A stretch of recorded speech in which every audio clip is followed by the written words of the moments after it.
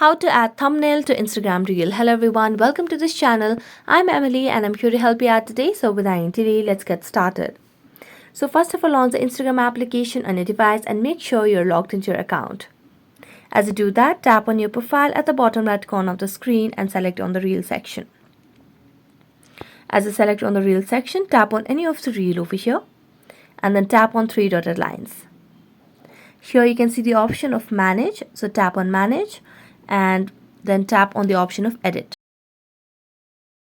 So as you do that, here you can see the option of edit in the video or the reel itself, so tap on it. And here now you can add the thumbnail from the whole video itself, or you can also add from the camera roll or your gallery. So I'm going to select on one of these over here and then tap on done. And as you do that, let's make sure you have stable Wi-Fi connection. So go back and there you go.